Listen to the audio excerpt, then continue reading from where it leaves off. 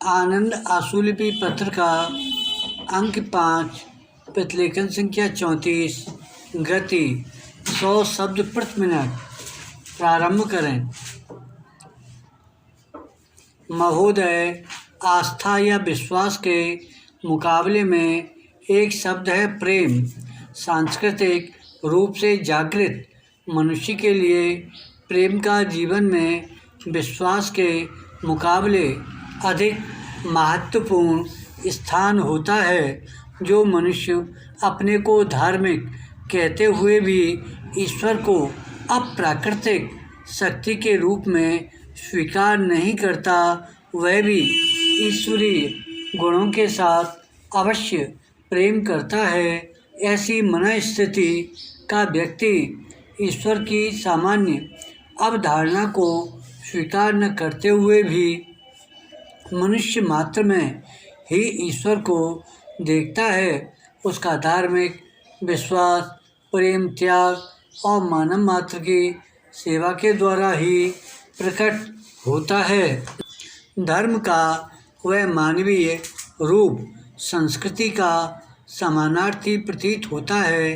धर्म जब अंधविश्वास और कर्मकांड की संकुचित और सीमित परिधि से बाहर आ जाता है तो अपने व्यापक अर्थ में उसकी अभिव्यक्ति वसुधैव कुटुंबकम की भावना के द्वारा होती है।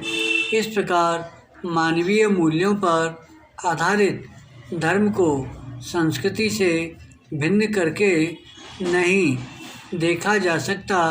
मनुष्य जहाँ संसार के सापेक्ष मूल्यों के समुचित ज्ञान के द्वारा अपनी सांस्कृतिक चेतना का परिचय देता है, वहीं अपने विचार और कर्मों के द्वारा धार्मिकता का भी प्रमाण दे सकता है। विराम।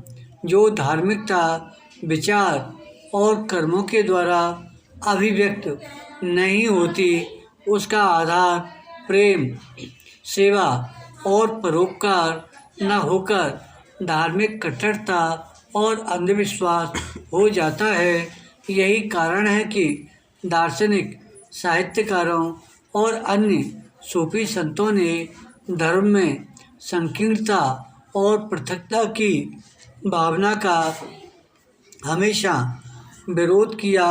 ईसाई साहित्य की एक बहुचर्चित कथा है। एक बार बहुत से लोग एक स्त्री को पकड़कर जीसस क्राइस्ट के पास लाए। उसके व्यभिचारी होने तथा पापाचरण के लिए पत्थरों के द्वारा उसको मार डालने का अपना निश्चय प्रकट किया। प्रभु जीसस ने कहा कि पाप कर्म के लिए स्त्री को दंड तो देना ही चाहिए, परंतु उन्होंने एक शर्त लगा दी।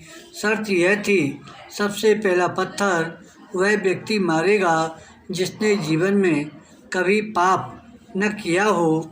यह शर्त सुनकर वे सब लोग सोच में पड़ गए और थोड़ी देर के बाद एक एक करके चुपचाप वहाँ से जाने लगे।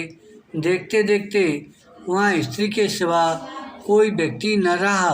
पैरा करुणा, आत्मनिरीक्षण और प्रेम संस्कृति के मूल तत्व हैं और यह धार्मिकता के भी मूल लक्षण हैं।